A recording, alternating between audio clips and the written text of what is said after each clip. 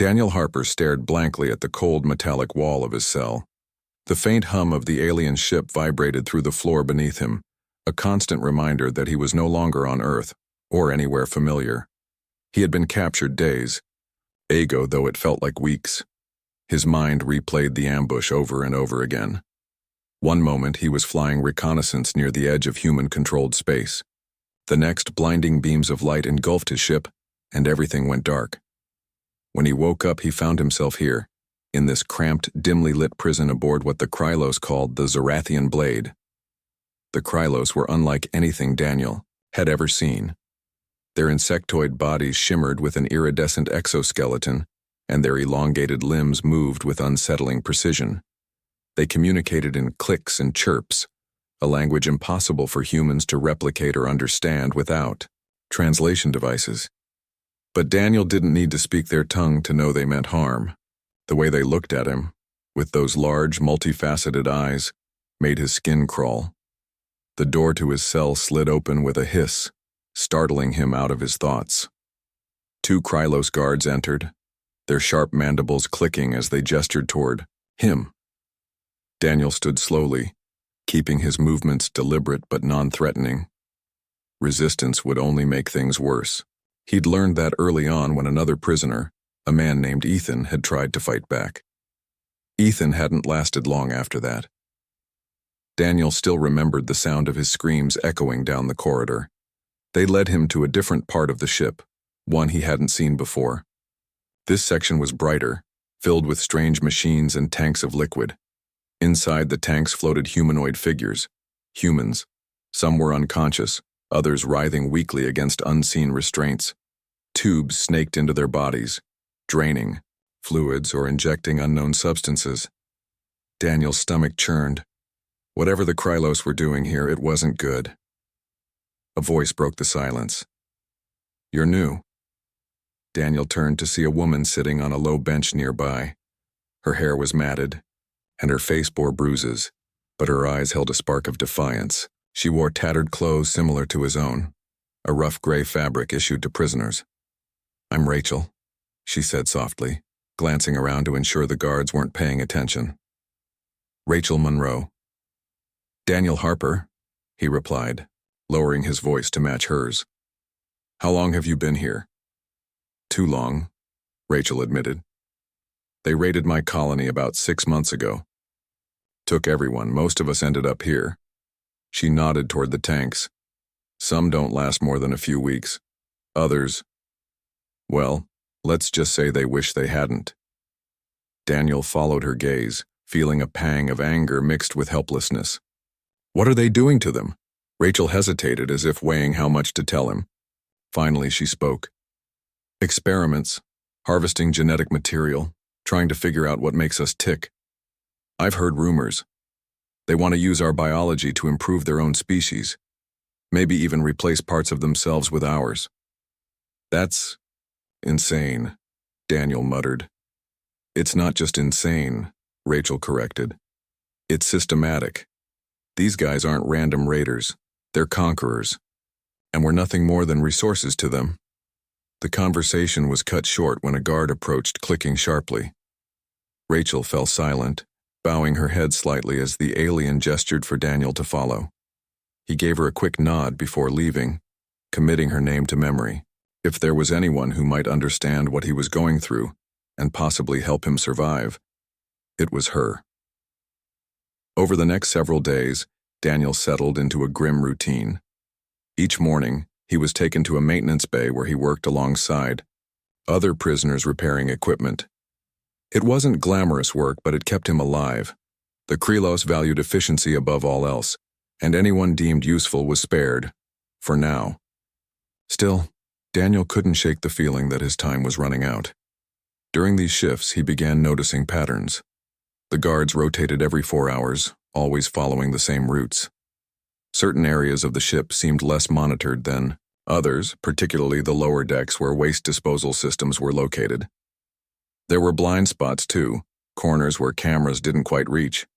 All of this information swirled in Daniel's mind, forming the beginnings of a plan. One evening, as he returned to his cell, he spotted Rachel waiting for him. Her expression was tense, almost desperate. "We need to talk," she whispered once the guards left them alone. "What is it?" Daniel asked, lowering his voice instinctively. "There's a chance," Rachel said, leaning closer. "A small one, but it's there. Tomorrow the ship will pass through an asteroid field. Navigation systems sometimes malfunction during those crossings. Power fluctuations happen. If we can time it right, you think we can escape?" Daniel finished for her. Rachel nodded. "It won't be easy. We'll have to move fast and stay quiet. But if we don't try," she trailed off, letting the implication hang in the air. Daniel thought about it. Escape sounded impossible. Even if they managed to break free from their cells, the odds of actually getting off the ship were slim. Yet staying meant certain death. Or worse. Slowly, he nodded. "All right, let's do it." Rachel's lips curved into a faint smile, the first genuine one he'd seen since meeting her. "Good. Meet me by the ventilation shaft tonight. I'll show you the route we'll take." As promised, Rachel guided Daniel through the basics of their plan late that night. Using makeshift tools scavenged from the maintenance bay, they prepared to disable the locking mechanism on their cell doors. Every step carried immense risk, but neither of them could stand the thought of remaining passive while the Krylos continued their atrocities.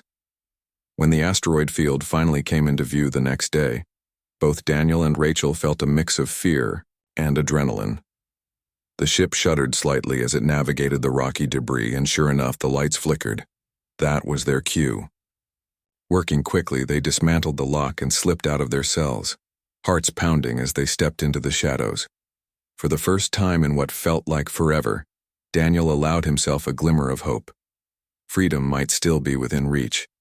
If they could just keep moving forward. End of document. The asteroid field outside the Zorathian blade churned with chaos, its jagged rocks colliding and spinning in the void of space. Inside the ship, the power fluctuations caused by the turbulence gave Daniel Harper and Rachel Monroe their chance. With the lights flickering and the hum of the engines faltering, they moved quickly, sticking to the shadows along the walls of the corridor. Every sound, their footsteps, the hiss of vents, even their breathing, felt deafening in the eerie silence between the clicks and chirps of distant Krylos guards.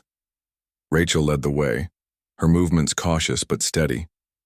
She had memorized the layout of the ship during her months aboard, piecing together routes from scraps of information overheard, from the guards or glimpses she caught while being escorted to different parts of the vessel. "Stay close," she whispered without looking back, her voice barely audible. "If we get separated, you're on your own." Daniel nodded, though she couldn't see him. He trusted her knowledge of the ship, but trust didn't make the situation any less dangerous. They were deep in enemy territory, surrounded by creatures that would kill them without hesitation if discovered. Still, he pushed those thoughts aside, focusing instead on the immediate task, survival. They reached a junction where 3 corridors met. Rachel paused, tilting her head as if listening for something. After a moment, she pointed to the left. "Maintenance access. It'll take us closer to the hangar bay." Daniel followed her lead, his pulse racing as they ducked into the narrower passage. The walls here were lined with pipes and conduits, some leaking faint wisps of steam. The air smelled metallic and stale, a reminder of how far removed they were from the world they once knew. At one point, Rachel stopped abruptly, holding up a hand to signal Daniel to do the same. From around the corner came the unmistakable sound of Krylos footsteps, their claws clicking against the metal floor. Rachel pressed herself flat against the wall, motioning for Daniel to do the same. He held his breath as the guard passed by, its elongated body casting a distorted shadow in the dim light. For a moment it seemed like the alien might turn toward them, its antennae twitching slightly, but then it continued on, disappearing down the hallway. Only when the sound of its footsteps faded completely did Rachel let out a quiet exhale. "That was too close," she murmured, resuming their journey. "Too close doesn't matter if we don't get out of here," Daniel replied under his breath. His tone wasn't accusatory, just blunt. He knew they couldn't afford mistakes, not now. The path grew darker as they ventured deeper into the bowels of the ship. Emergency lighting cast faint red glows along the walls, creating an unsettling atmosphere. Finally, they arrived at a heavy door marked with symbols Daniel didn't recognize. Rachel examined it briefly before pulling out a small tool she'd fashioned earlier, a piece of bent wire attached to a shard of metal. She worked quickly, inserting the makeshift device into the control panel beside the door. Sparks flew for a split second, accompanied by a soft whirring noise, and then the door slid open. Beyond it lay a scene that turned Daniel's stomach. Rows of glass tanks filled the room, each containing human bodies suspended in greenish liquid. Some floated lifelessly, their features pale and gaunt. Others twitched involuntarily, their eyes wide with terror even in unconsciousness. Tubes connected to their arms and chests pumped fluids in and out, while monitors displayed streams of data Daniel couldn't decipher. "What is this place?" he asked, his voice trembling despite his effort to stay calm. "This is where they experiment," Rachel said bitterly. "Where they figure out how to break us apart and put themselves back together." Daniel stepped closer to one of the tanks, his reflection warped in the curved glass. Inside was a young woman, no older than 20. Her face was bruised, and her skin bore strange marks where incisions had been made and poorly stitched back together. Rage bubbled inside him, hot and uncontrollable. These weren't just captives. They were victims, pawns in the Krylos's twisted quest for dominance. "We can't leave them here," Daniel said firmly, turning to Rachel. "We have to," she shot back, her expression hardening. "We save them, we die. And then what? Who helps anyone after that?"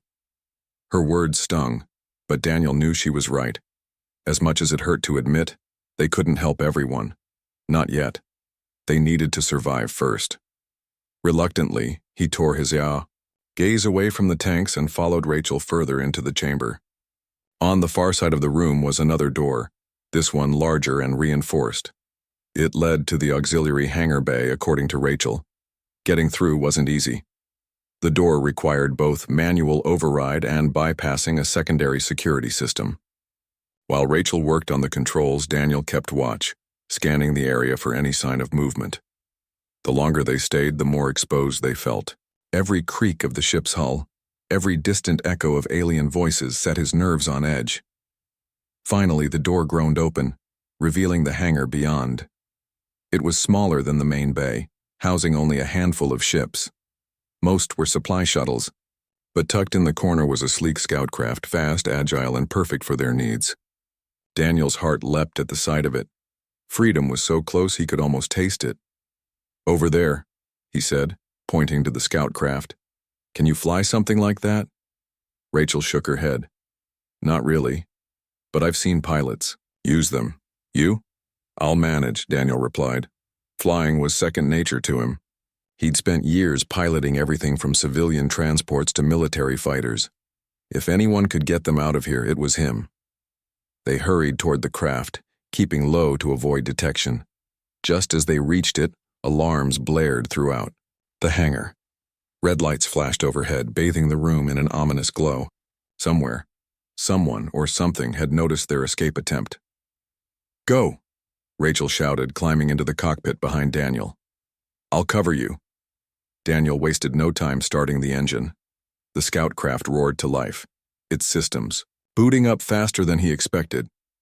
Outside, Krylos guards poured into the hangar, their weapons raised. Plasma bolts streaked past the windshield, forcing Daniel to swerve violently as he guided the ship toward the exit. Rachel fired the craft's mounted turrets, picking off several guards before the ammunition ran dry. "That's all we've got," she yelled over the din. "Hold on," Daniel shouted back, gripping the controls tightly. With a burst of speed, he aimed the scout craft directly at the hangar's force field. For a split second, he wondered if it would hold. But then the shield shimmered and collapsed under the impact, propelling them into open space. Behind them, the Zarathian blade loomed large, its massive form bristling with weapons. Alarms continued to blare, and plasma fire erupted from its cannons, chasing after them. Daniel pushed the scout craft to its limits, weaving through the debris of the asteroid field. The rocks provided cover, forcing the Krylos gunners to hesitate, lest they damage their own ship in the process. "They're still following us," Rachel warned, glancing back at the view screen. "They won't risk coming too close to the asteroids," Daniel replied, though he wasn't entirely sure. The Krylos weren't known for caution, but they valued their technology above all else. Losing a warship like the Zorathian Blade would be a significant blow. As they put distance between themselves and the alien vessel, Daniel allowed himself a brief moment of relief. They had made it off the ship alive, something he hadn't dared to hope for. But their ordeal was far from over. Ahead of them stretched endless miles of empty space, with no guarantee of finding help, or even surviving long enough to reach. Yet still, as he glanced at Rachel sitting beside him, determination burned in his chest.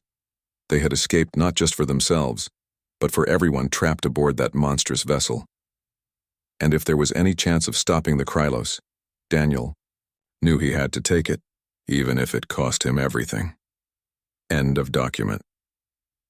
The scout craft hurtled through the vast emptiness of space, its small frame dwarfed by the infinite darkness around it. Daniel Harper gripped the controls tightly, his knuckles white as he guided the ship away from the Zorathian Blade and deeper into uncharted territory. Behind them, the massive alien warship grew smaller and smaller until it disappeared entirely, swallowed by the void. But Daniel knew they weren't safe yet. The Krylos wouldn't give up easily, not after losing 2 prisoners. Rachel Monroe sat in the co-pilot seat, her eyes fixed on the rear view screen. She hadn't said much since their escape, her mind clearly racing with thoughts of what came next. "They'll send ships after us," she finally muttered, breaking the tense silence. "Scout drones, maybe even fighters. We can't outrun them forever." "We don't have to," Daniel replied, his voice steady despite the weight of their situation. "We just need to find somewhere to hide, somewhere they won't look." Rachel let out a humorless laugh. "Good luck with that. This part of space is mostly empty. Unless you know a secret asteroid base or something, we're running out of options." Daniel didn't respond immediately. He focused on scanning the area ahead, hoping for any sign of shelter, a derelict station, a moon, anything. Just when hope began to fade, a faint shape appeared on the horizon. At first, it looked like little more than a speck against the stars, but as they drew closer, details emerged. It was a space station, old and battered, its outer hull scarred with age and neglect. Lights flickered weakly from within, suggesting life, or at least power, still lingered inside. "That's unexpected," Rachel said, leaning forward to get a better look. "Do you think anyone's there?" "Only one way to find out," Daniel answered, adjusting their course toward the station. As they approached, he noticed signs of damage, burn marks along the exterior, broken docking clamps hanging limply from the sides. Whoever had lived here hadn't left under good circumstances. Still, it offered a chance to regroup and write. Now that was all they needed. They docked cautiously, sealing the scout craft into an empty bay. Grabbing whatever makeshift weapons they could scavenge from the ship, they stepped out into the station's dimly lit corridors. The air smelled stale, tinged with the metallic tang of rust and decay. Dust coated every surface, evidence that no one had walked these halls in years, or so they thought. As they moved deeper into the station, they heard faint voices echoing in the distance. Someone was here. Cautiously, they followed the sound, sticking to the shadows to avoid detection. Eventually, they reached a large common area where a group of people huddled together. Most wore tattered clothes and carried crude tools or weapons. Their faces were gaunt, their expressions wary but determined. One of them, a woman with short brown hair and sharp green eyes, spoke up first. "Who are you?" she demanded, raising a metal pipe defensively. "And how did you get here?" "My name's Daniel Harper," he replied, keeping his hands visible. "This is Rachel Monroe. We escaped from a Krylos warship. We mean no harm."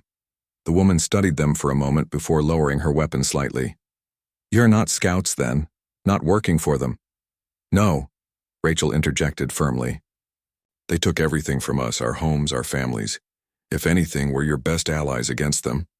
The crowd murmured among themselves, some nodding while others remained skeptical. Finally, the woman gestured for them to follow. Come with me. You'll explain everything to Marcus. He's in charge here. Marcus turned out to be a tall man with graying hair and a weathered face. He listened intently as Daniel and Rachel recounted their story, his expression unreadable throughout. When they finished, he leaned back in his chair, rubbing his temples thoughtfully. You say you escaped from the Zorathian blade? He asked after a pause. Yes, Daniel confirmed. We saw things, experiments. They're using humans to improve their own species. Marcus nodded grimly. We've heard rumors about that. Refugees who made it here told similar stories. But if what you're saying is true, it means the Krylos are closer to perfecting their plans than we realized. What plans? Rachel asked sharply. Marcus hesitated before answering. A superweapon. Something capable of destroying entire planets. They've been testing it on colonies near the edge of human-controlled space. So far, they've wiped out 3 worlds. Daniel felt a chill run down his spine. 3 worlds, entire populations wiped out without warning.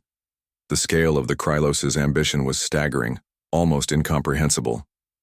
Do you know where this weapon is? He asked, his voice tight with urgency. It's aboard their flagship, the Dominion Spire, Marcus explained. Heavily guarded. Impossible to breach without inside knowledge. Even then, success isn't guaranteed. For a long moment, no one spoke. The weight of the information hung heavy in the air. Then Rachel broke the silence. We need someone who knows how that weapon works, someone who can help us disable it. I might know someone, Marcus said slowly. He turned to a nearby console and tapped a few commands. A holographic image flickered to life, showing the face of a middle-aged woman with tired eyes and a scar running along her jawline. Laura Bennett, she used to work for the Krylos before she defected. She helped design parts of the weapon. Where is she now? Daniel asked. She's here, Marcus replied. But convincing her to help won't be easy. She blames herself for what the Krylos have done. Thinks she's responsible for every life lost because of that weapon. Despite the odds, Daniel felt a spark of hope ignite within him. If Laura Bennett could provide the key to stopping the Krylos, then finding her was their top priority. Together, he and Rachel followed Marcus to another section of the station where Laura had taken up residence. Her quarters were sparse, filled only with basic necessities and stacks of datapads containing technical schematics. When they entered, Laura looked up from her work, her gaze wary. What do you want? She asked, her tone clipped. We need your help, Daniel said simply. To stop the Krylos, to destroy their weapon. Laura stared at him for a long moment, her expression unreadable. Then she shook her head. I've done enough damage already. I won't risk making things worse. You can't fix the past, Rachel said softly. But you can help prevent more deaths, more suffering. Laura flinched at the words, her composure cracking slightly. After a long pause, she sighed deeply. All right, I'll help. But understand this, I'm doing this for redemption, not revenge. And if we fail... We won't fail, Daniel interrupted, his voice firm. Not while I still draw breath. Over the next several days, Laura worked tirelessly to piece together a plan. Using stolen data and her own expertise, she identified critical systems aboard the Dominion Spire that could be exploited. Explosive charges placed in the right locations would cripple the ship's defenses, giving them a fighting chance to reach the weapon's core. Meanwhile, Daniel trained with the refugees, teaching them how to handle weapons and coordinate attacks. Though many were civilians with no combat experience, desperation fueled their resolve. As preparations continued, Rachel took on the role of strategist, coordinating communications and logistics. She also kept watch over Daniel, noticing the toll the mission was taking on him. Late one night, as he pored over star charts and tactical plans, she approached him quietly. You're pushing yourself too hard, she said gently. You won't be any use to anyone if you collapse before we even start. I can't afford to rest, Daniel replied, not looking up. Every second we waste is another second. The Krylos move closer to Earth. And burning yourself out won't stop them, Rachel countered. You need to pace yourself. Trust the team. Trust me. Her words struck a chord, and for the first time in days, Daniel allowed himself a brief moment of vulnerability. He leaned back in his chair, closing his eyes as exhaustion washed over him. I can't shake the feeling that this is all on me, that if I don't succeed, everyone pays the price. That's not true, Rachel said firmly. We're in this together. All of us.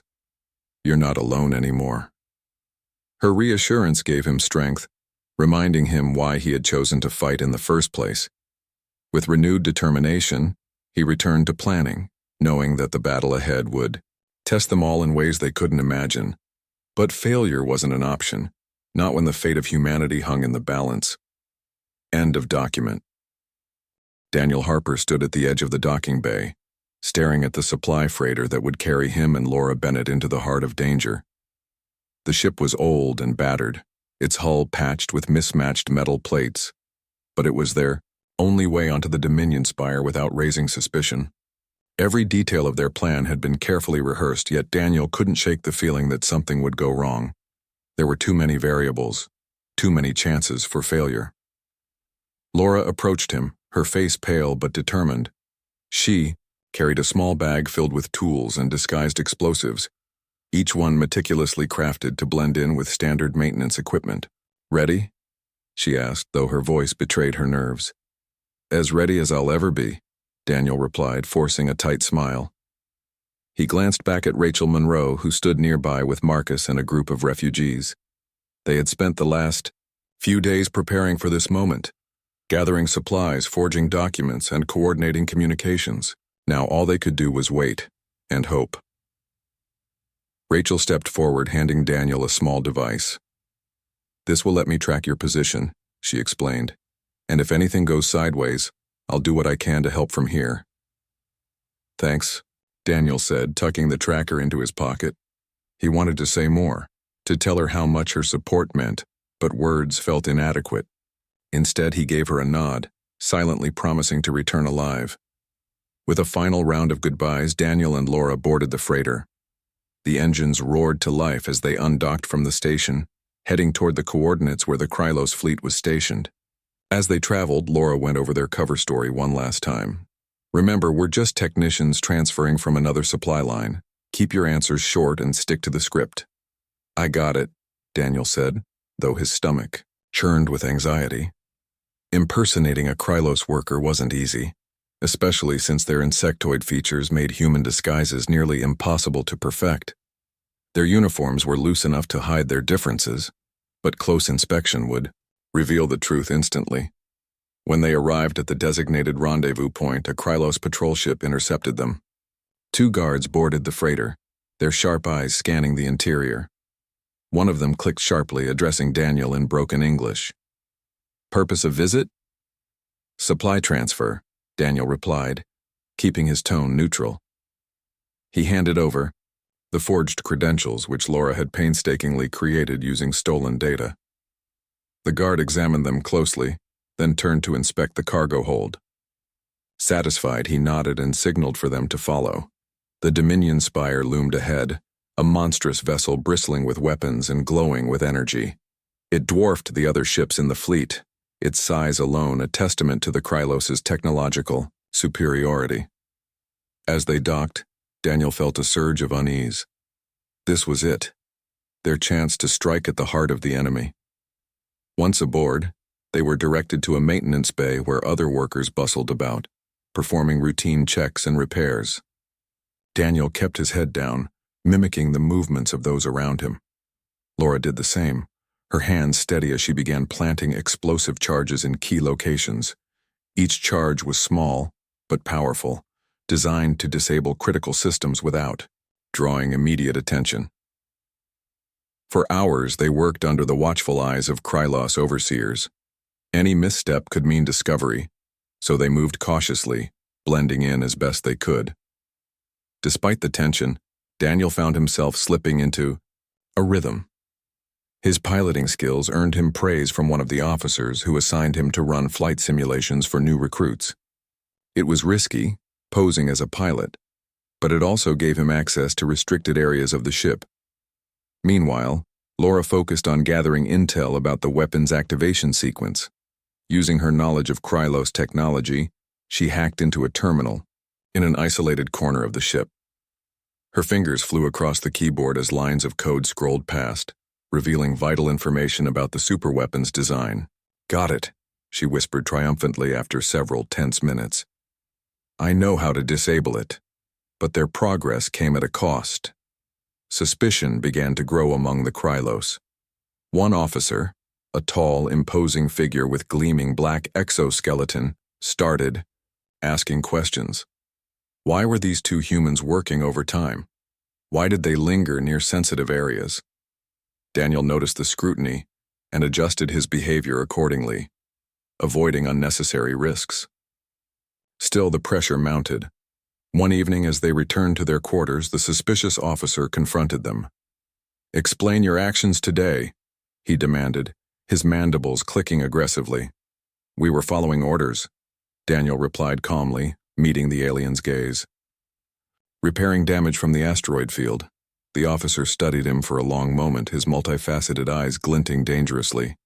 Then he gestured for them to follow. "Come with me." Panic surged through Daniel, but he forced himself to remain composed. If they resisted, it would only confirm the officer's suspicions. Together, he and Laura followed him to a nearby security station. Inside, monitors displayed footage of various parts of the ship, including images of Laura tampering with equipment earlier that day. "You have been deceptive," the officer hissed, raising a claw-like hand to signal the guards.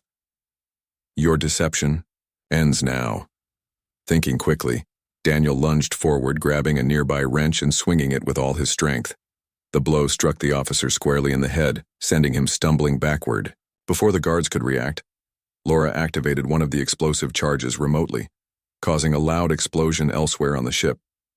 Chaos erupted as alarms blared and lights flickered. "Move!" Daniel shouted, grabbing Laura's arm and sprinting toward the nearest exit. Behind them, Krylos guards scrambled to respond, their disciplined ranks thrown into disarray by the sudden attack.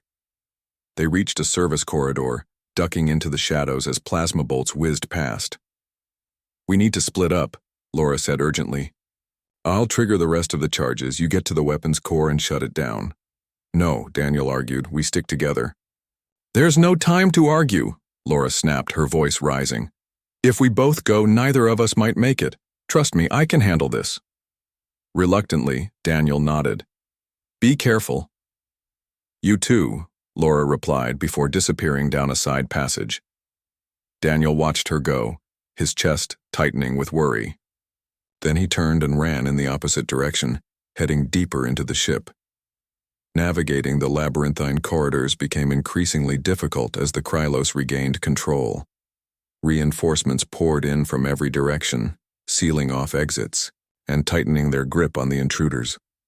Daniel relied on instinct and quick thinking, using shortcuts and blind spots to evade capture. Finally, he reached the chamber housing the superweapons core, a massive construct pulsing with eerie blue light.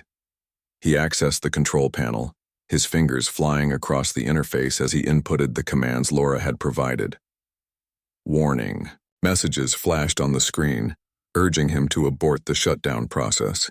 Ignoring them, he pressed on, sweat dripping down his face as the system fought back. Suddenly, the doors burst open, and a squad of Krylos guards stormed in. Daniel didn't look up, his focus unwavering. Just as the aliens raised their weapons, a series of explosions rocked the ship, throwing everyone off balance. Laura had done her part. The charges were detonating, crippling the Dominion Spire's defenses. Seizing the moment, Daniel completed the final sequence. The core shuddered, its glow dimming as the weapon powered down. Cheers erupted in his earpiece, as Rachel confirmed the success from afar. "You did it," she said, her voice trembling with relief. "Now get out of there." Grabbing a fallen guard's weapon, Daniel fought his way back toward the hangar bay. Plasma fire lit up the corridors as he pushed forward, driven by sheer willpower. When he finally reached the scout craft waiting for him, he climbed inside and launched immediately, punching through the weakened force field and escaping into open space. Behind him, the Dominion Spire erupted in a brilliant explosion, its destruction sending shockwaves through the Krylos fleet. Daniel allowed himself a brief moment of triumph before setting a course for the refuge station. He knew the war wasn't over. Not yet, but for the first time in a long while, he felt a glimmer of hope. End of document. The scout craft streaked through the wreckage of the Krylos fleet, its engines straining as Daniel Harper guided it away from the chaos. Behind him, the Dominion Spire burned like a dying star, its massive frame crumbling into fragments that drifted aimlessly in the void. The shockwave from its destruction rippled outward, scattering smaller ships and sending debris tumbling in all directions. For a moment, Daniel allowed himself to breathe. Not deeply, not fully, but enough to acknowledge what they had accomplished. But the relief was fleeting. As he glanced at the view screen, his thoughts turned to Laura Bennett. She had stayed behind to ensure the charges detonated, buying him time to reach the weapon's core. Her sacrifice weighed heavily on him, though he knew she had made her choice willingly. Still, the image of her disappearing down that corridor lingered in his mind, a reminder of the cost of their victory. The calm crackled to life, pulling him back to the present. "Daniel, do you read me?" Rachel Monroe's voice came through, strained but clear. "I'm here," he replied, his voice rough with exhaustion. "Mission complete. The weapon is disabled." There was a pause, followed by a shaky exhale. "We saw the explosion. Are you okay?" "I'll live," Daniel said simply. He didn't elaborate, knowing there would be time for explanations later. Right now, survival was the priority. "Get back to the station," Rachel instructed. "We'll regroup and figure out our next move." Daniel nodded, even though she couldn't see him. "On my way." When the scout craft docked at the refuge station, Daniel climbed out slowly, his body aching from the strain of the mission. Refugees gathered around, their faces filled with a mix of awe and gratitude. Some clapped quietly, while others simply stared in silence, unable to fully process what had happened. Marcus stepped forward, offering a firm handshake. "You did good, kid. Real good." "It wasn't just me," Daniel said, glancing toward Rachel as she approached. Her eyes were red, but she managed a small smile when their gazes met. "Laura gave us the opening we needed. Without her—" He trailed off, unable to finish the sentence. Rachel placed a hand on his shoulder, squeezing gently. "She knew what she was doing, and she trusted you to finish the job." Though her words offered little comfort, Daniel appreciated the sentiment. Laura's bravery had saved countless lives, and he vowed not to let her sacrifice go to waste. Over the next few hours, the refugees celebrated cautiously. The destruction of the Dominion Spire dealt a significant blow to the Krylos, shattering their morale and leaving their fleet in disarray. But everyone understood that this was only the beginning. The war wasn't over, and the Krylos wouldn't retreat without a fight. Plans were already underway to capitalize on the momentum, striking key targets before the enemy could recover. As the festivities continued, Daniel retreated to a quiet corner of the station, seeking solitude. Sitting alone, he replayed the events of the past days in his mind. The escape from the Zorathian blade, the experiments he'd witnessed, the people who had risked everything, and those who had lost everything to stop the Krylos. Each memory carried its own weight, adding to the burden he carried. Rachel found him eventually, sliding onto the bench beside him. "You should rest," she said softly. "You've earned it." "I can't," Daniel admitted, staring at the floor. "Every time I close my eyes, I see them. Laura, Ethan, all the others. They're gone because of me." "That's not true," Rachel countered firmly. "They chose to fight, just like you did. You didn't ask for any of this, but you stepped up when it mattered most. That's something to be proud of." Her words struck a chord, though they didn't erase the guilt entirely. "I just wish I could have done more," he murmured. "You did enough," Rachel said, her tone softening. And there's still more to do. The Krylos aren't defeated yet, and humanity needs leaders willing to stand against them. People like you. For the first time in what felt like forever, Daniel allowed himself to consider the possibility of a future beyond revenge. Revenge had driven him this far, fueling his determination to survive and strike back at the Krylos. But now, as he looked around at the faces of the refugees, survivors clinging to hope despite unimaginable loss, he realized that his purpose extended beyond personal vendettas. It was about protecting those who couldn't protect themselves, ensuring that no one else suffered the same fate as the victims of the Krylos's cruelty.